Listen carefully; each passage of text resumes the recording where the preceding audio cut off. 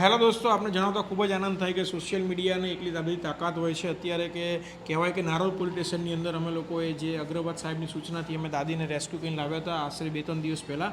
તો અત્યારે Nikol police station PSI સાહેબ શ્રી પટેલ સાહેબ આવ્યા છે અને એમના અને આશીષભાઈ પંચાલ જે મિસિંગ સેલની અંદર છે અને ખૂબ જ સુંદર મજાનું કામ કરી રહ્યા છે. એમના સાથ સપોર્ટથી દાદીનો પરિવાર મળી ગયો છે.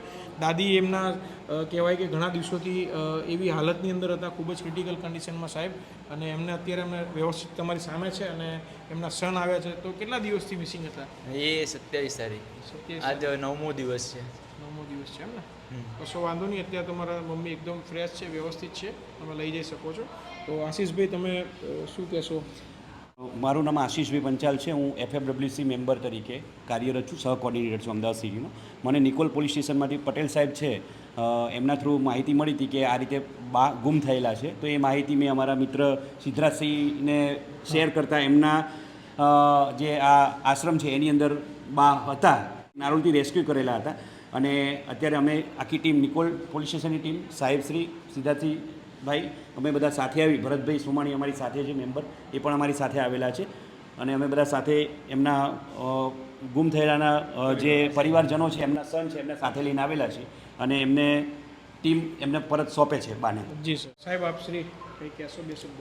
આ કામે 8-9 દિવસ પહેલાં અમને જે ગુમ જાણવા જોગ મળી હતી ત્યારથી અમે દરેક રીતે પ્રયત્ન કર્યો. CCTV ફૂટેજ ચેક કર્યા, અન્ય સોર્સિસથી મેં બીજા વોટ્સએપ ગ્રુપમાં પણ આ માહિતી શેર કરી, પણ ક્યાંયથી ફળદાયક હકીકત મળતી નહોતી. છેલ્લે અમને આશીષભાઈ પંચાલની વચનથી યાદ આવી કે FWCમાં છે અને એમને અમે મેસેજ કર્યો તો એનો લગભગ 15-20 મિનિટમાં જ રિપ્લાય આવી ગયો. અમે બધી ખાતરી કરી કે આ માજી ગુમ થનાર માજી આ જગ્યાએ છે. તો અમે એ રીતે અહીં આવ્યા તો આ જગ્યાએ અમને સહી સલામત મળી આવે એ બાબતે હું સંસ્થાનો પણ ખૂબ ખૂબ આભાર માનું છું અને આ કામે અમને પૂરો સહકાર મળેલ છે. જી સર, થેન્ક યુ. દોસ્તો, કહેવાય કે ગુજરાત પોલીસનો મંત્ર છે સેવા, સુરક્ષા અને શાંતિ.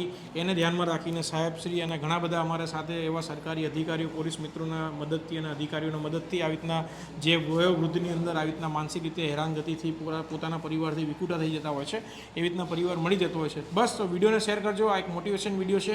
જય હિન્દ, જય ભારત.